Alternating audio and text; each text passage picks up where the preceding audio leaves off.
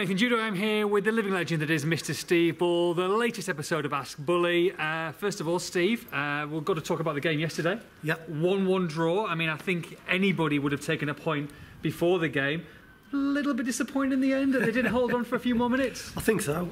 It was a cracking free kick. It's one of them where it's an in swing and the keeper don't know whether to come or not. And even if you don't, nobody's going to go in. So it's a great ball in. But now I thought before the game, I'll take a draw all day long because Arsenal are a good side. But they proved me wrong yesterday because I thought we did absolutely well against them.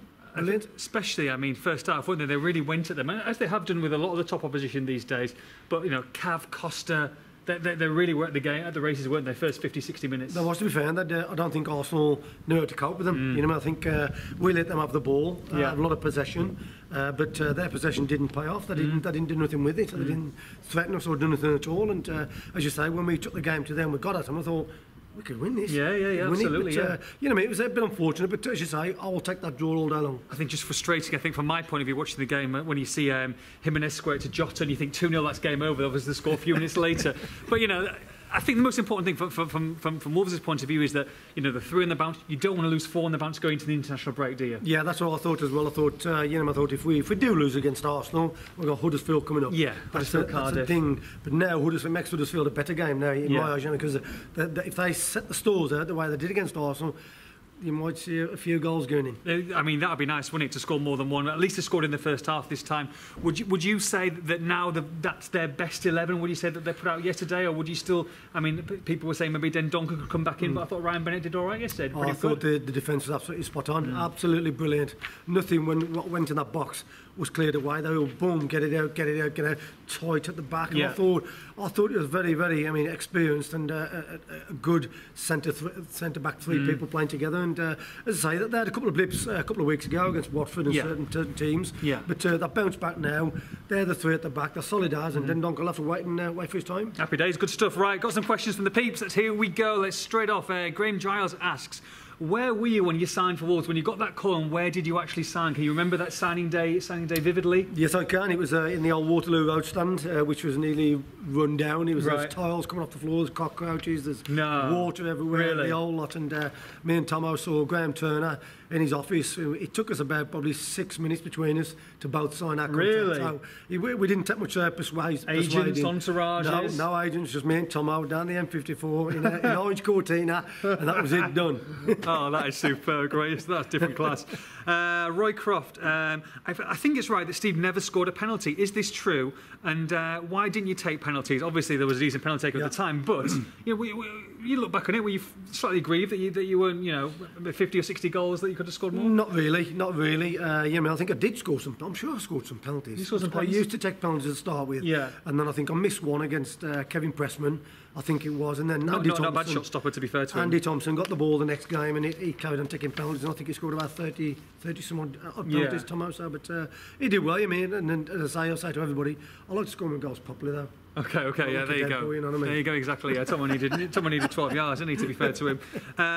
Bully, who's your greatest inspiration ever? One person, inspiration all time. Inspiration all time? That's a good one, boy. Yeah, it's a good one, to be fair, yeah. In football, out football. He hasn't said, yeah. You know what I mean? Inspiration. Who's the person you looked up to, growing up? Well, you look up to your mum and dad, don't you, to start with? They're the two people who set me on my stores and got my first pair of football boots. So that was my inspiration. And that's a good one, by the way. It is, to be fair. Give me a week, I'll think about that. Oh, well, okay. We'll come back next week. Okay, James, excluding the strikers who you played with at Wolves, if you could pick one striker, past or present, to play alongside, who would that be? Oh, my word. Coming with them today, by the way, the peeps. Whether it's a striker or not, I know people are going to say, I'm going to say Ian Rush, because he's my hero. We've said this before on the blogs. But if I could play with somebody, it'd have to be somebody like, I don't know, if he's there, if you class him as a front man, Zinedine Zidane. Right. Okay. Oh wow. He was absolutely world class. Him, Dennis Bergkamp, certain people like that. I'd love would they have suited your game though? Would you the way that they build up play? Well, they are perfect for you. Touch people and I'd get the ball down, they go slot you in, and that's it. Yeah, exactly. Zinedine Zidane. I think if I'd have had my time and if I'd have had a chance to play football with him, I'd love to have something. Oh, superb, yeah. Can you imagine that? Wowzer. No headbutting going on, you know what I mean? No, chess. Oh, chess. Andy Hammond, we've seen Jota, Kevin Costa play centrally in the last 20 minutes, but never Adama Traore. Given Traore's strength, speed, close control in tight areas, and his confidence to shoot, do you feel he could do a job in Raul Jimenez's position towards the end of matches? Well, we saw a glimpse of that last night. You know, I mean, that was absolutely brilliant. And when he run, he gave the defender 5 yards and still took him on. And crazy. I mean, he's just a silly little finishing at the end. Yeah, I know. But he put him up front, and I thought, I actually scratched my head and thought, what's he done that for? Yeah. And then when that ball went over, I went, that's why he's done it. Exactly. You know, it was a good tactical move by Nuno, and it nearly paid off. I mean, I think similar. I think Arsenal did with Walcott, didn't they? He was obviously playing on the wide, and they played him through the middle with some success. I'd have thought. Yeah. I mean, you know, he's played there for Middlesbrough as well. It seems funny, but I think Traore's best usage is coming off the bench in these games. Into the last 20 minutes, which is 80 million quid. It sounds silly to spend a club record for that, but at the same time, he's having an impact on the game. He is, and that's what he's doing. He's got to be patient, you know what I mean? And it's probably frustrating for him sitting on the bench all the time, thinking I'm as good as these, I'm better out there than on the bench or whatever. But you've seen it now over the last few weeks. He's come on the last 20 minutes, 25 minutes, and he's like, boom, he's lit because the other teams are tired, and he's quick.